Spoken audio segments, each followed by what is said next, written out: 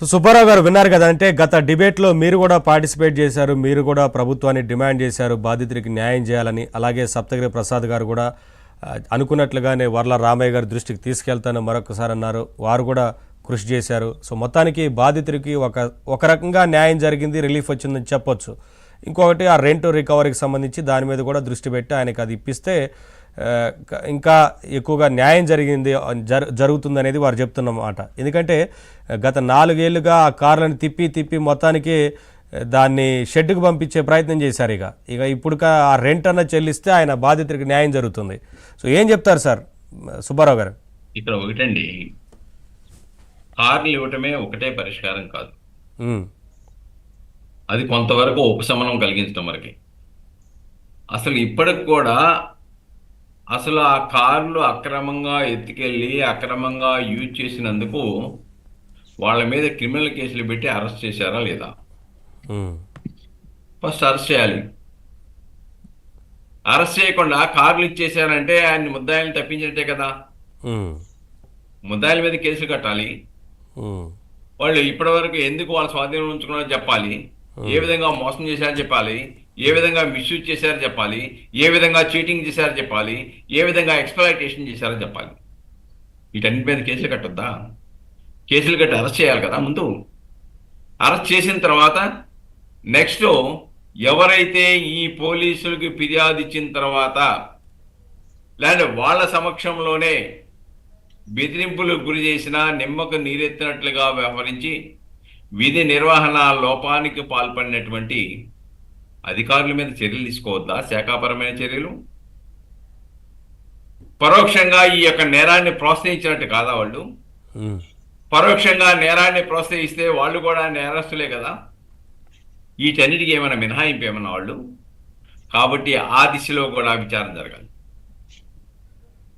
Criminal prosecution చేయాలి. అలానే ఆయన ఇంకొక రెండో నేరం కూడా పెట్టాల్సి వస్తుందేమో. ఆయన చంపడానికి ప్రయత్నం చేశారు, పారిపోయానని కూడా చెప్పాడు మొన్న గత ఇంటర్వ్యూలో. మరి చంపడానికి ప్రయత్నం చేయడం కూడా నేరమే కదా.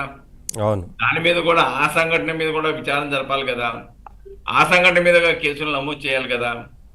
ఈ చర్యలు పూర్తిగా చేపడితే సరే, నష్టపరిహారం వచ్చేటప్పటికి ఆయనకి ఇబ్బందికరమైన పరిస్థితి. ఎందుకంటే కొన్ని వెహికల్స్ ఒకటో రెండో ఆయన సొంతమే ఉంటాయి. మిగతా ఈ ఓనర్స్ ఇచ్చేసి రెంట్కి దగ్గర పెట్టుకొని వాళ్ళకు కొంత రెంట్ ఇచ్చేసి ఈయన కొంత మిగిల్చుకునేది ఉంటుంది. ఆ ఓనర్స్ వచ్చేసి మా డబ్బులు, మా రెంట్ డబ్బులు, మా వెహికల్స్ మీ దగ్గర పెట్టాము, మాకు రావాల్సిన సొమ్ము ఇమ్మని చెప్పేసి ఒత్తిడి చేయొచ్చు. అలాగనే 4-3 సంవత్సరాల పాటు ఈఎంఐలు కట్టకపోతే ఆ సంబంధిత ఫైనాన్సర్ వచ్చేసి ఆ వెహికల్ని స్వాధీనం చేసుకొని తీసుకెళ్ళిపోవచ్చు. కాబట్టి 4 సంవత్సరాల నుంచి ఆయన పడినటువంటి ఇబ్బందులు ఏవైతే ఉన్నాయో తాత్కాలికంగా చెడిపోయిన మోటార్లతో ఇంజన్లతో వచ్చినాయని చెప్తూ ఉన్నాడు. కానీ ఆయనకు జరిగిన నష్టం అపారం. నష్టాన్ని పూడ్చాలి అని అంటే డెఫినెట్గా పోలీసులు రంగంలో దిగి వాళ్ళ మీద కేసులు కట్టేసి అరెస్టులు చేసిన తర్వాత అప్పుడు వాళ్ళు నష్టపరిహారం ఇవ్వాలా లేదా అని ఆలోచిస్తారు తప్ప ఉట్టి కార్లు ఇచ్చిన తర్వాత సంగారెడ్డి పోలీసు వాళ్ళు అవి తీసుకొని మెదలకుండా కూర్చోంటే ఉపయోగం ఏముండదు. కాబట్టి వాళ్ళు చేతులు దులుపుకున్నారు. చేతులు దులుపుకోవడం కాదు, ఈ చట్టపరమైన చర్యలు ఇంకా మిగిలి ఉన్నాయి. వీటి పట్ల కఠినంగా వ్యవహరించాలి. కఠినంగా వ్యవహరించినప్పుడు తప్పనిసరిగా ఇటువంటివి పునరావృతం కాకుండా కూడా ఉంటాయి.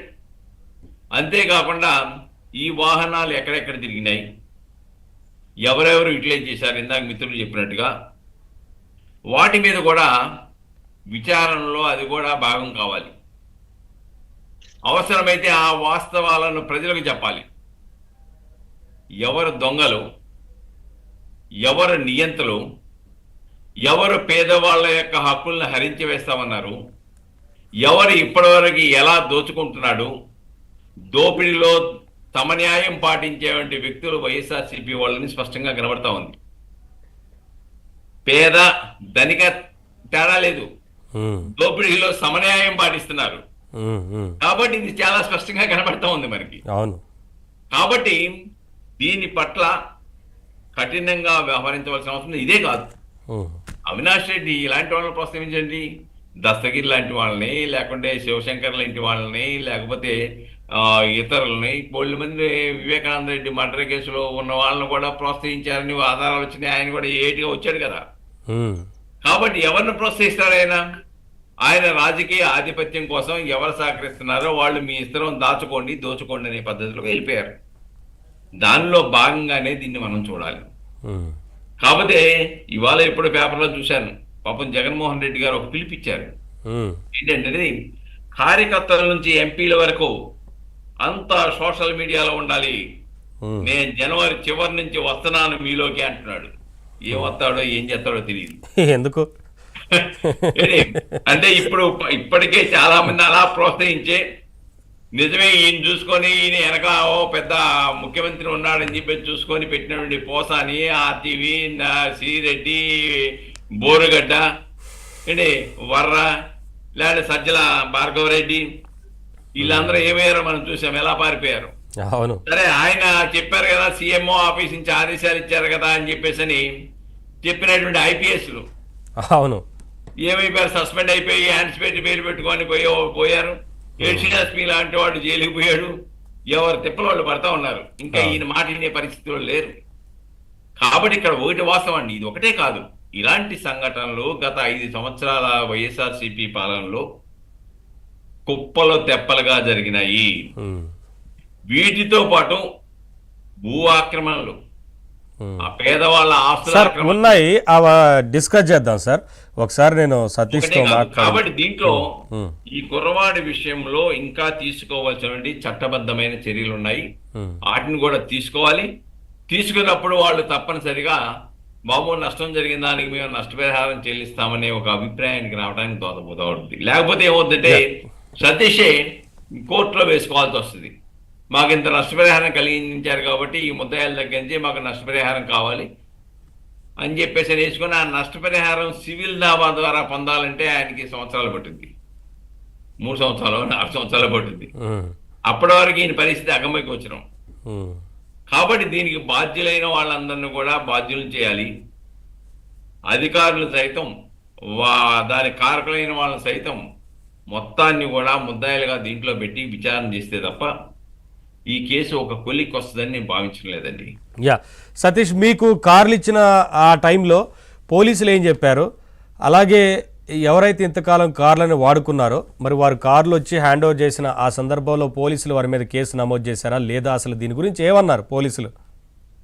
సార్ నాకు అక్కడ వెహికల్స్ అయితే అప్పైపోయింది ఎస్పీ వెంపల్లి పోలీస్ స్టేషన్ లో సార్. ఉమ్, తర్వాత అక్కడ నుంచి ఎస్పీ ఆఫీస్ కి తీసుకెళ్లారు. ఉమ్. కార్లు ఇచ్చేసి